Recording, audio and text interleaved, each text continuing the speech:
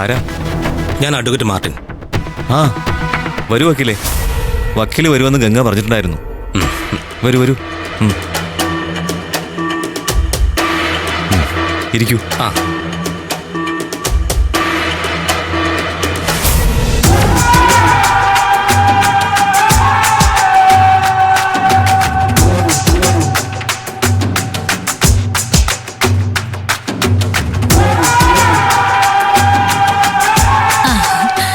നമസ്കാരം വക്കീലേ. നമസ്കാരം.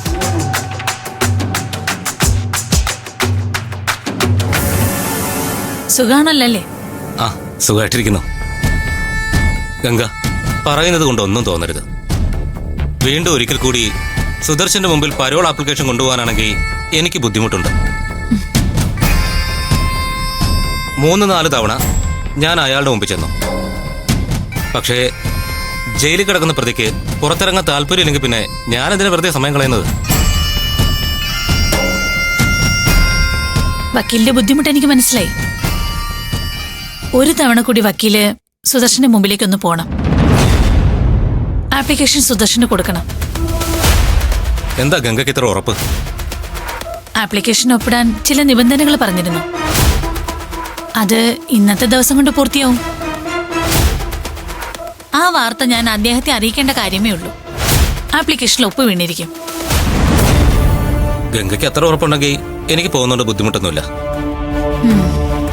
അല്ല സാറേ, ഈ പരോള് കിട്ടാൻ എന്തെങ്കിലും ബുദ്ധിമുട്ടുണ്ടോ? അതിന്റെ സാധ്യതകളൊക്കെ നമ്മൾ മുമ്പേ തന്നെ ശരിയാക്കി വെച്ചിട്ടുള്ളതല്ലേ. അതിനുശേഷമാണല്ലോ ഞാൻ സുദർശന്റെ മുമ്പിലേക്ക് പോയത് തന്നെ. അയാൾ എപ്പോ ആപ്ലിക്കേഷൻ ഒപ്പിട്ടാലും വിത്തിൻ 10 days പരോള് കിട്ടിയിരിക്കും. എന്തെങ്കിലും കാര്യങ്ങൾ അതിനുവേണ്ടി ചെയ്യാനുണ്ടെങ്കിൽ വക്കീൽ അതുകൂടി പൂർത്തിയാക്കിക്കോളൂ. പിന്നെ കുറച്ചു ദിവസം വക്കീല് ഇതിനു വേണ്ടി ബുദ്ധിമുട്ടിയതാണ്. അതൊരിക്കലും വെറുതെ ആവില്ല. അതുകൂടി ഞാൻ പേ ചെയ്തോളാം. അല്ല, പേയ്മെന്റ് കാര്യമല്ല. അത് സാരമില്ല. പണത്തിന്റെ കാര്യത്തിൽ ഇവിടെ യാതൊരു ബുദ്ധിമുട്ടും ഇല്ല. സുദർശന്റെ മനസ്സ് മാത്രമാണ് പ്രശ്നം. ഇപ്പൊ ആ മനസ്സ് തിളച്ചു മറിയുകയാണ്. ഇന്നത്തെ ദിവസം കൊണ്ട് അതിന് ശാന്തത വന്നിരിക്കും. മനസ്സ് അസ്വസ്ഥമായിരിക്കുന്നവർക്ക് അതിനു വേണ്ട മരുന്ന് നമ്മൾ കൊടുത്തല്ലേ പറ്റൂ.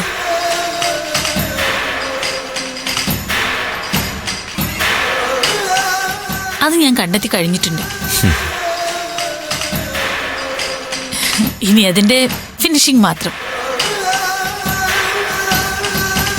ഇന്നത്തെ ദിവസം സുദർശനും എനിക്കും പിന്നെ മറ്റു പലർക്കും പ്രധാനപ്പെട്ടതാണ്.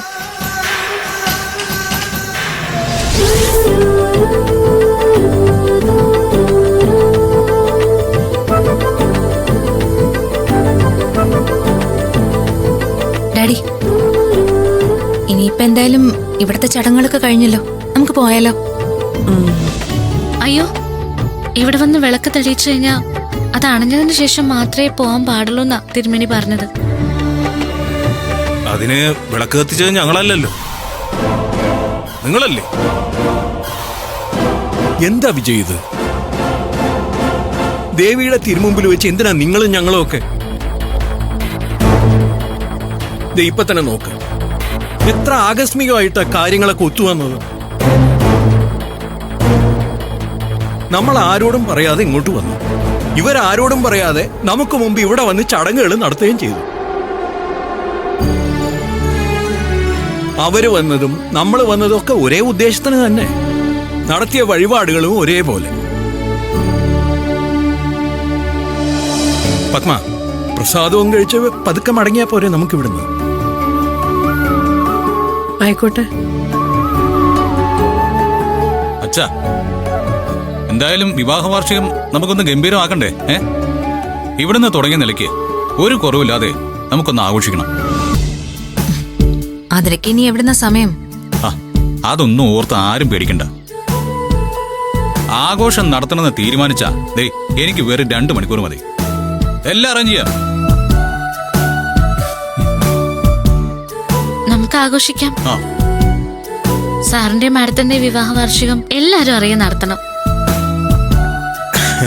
അല്ല എല്ലാവരുടെയും തീരുമാനം അങ്ങനെയാണെങ്കിൽ എല്ലാവരുടെ തീരുമാനം അങ്ങനെയല്ല.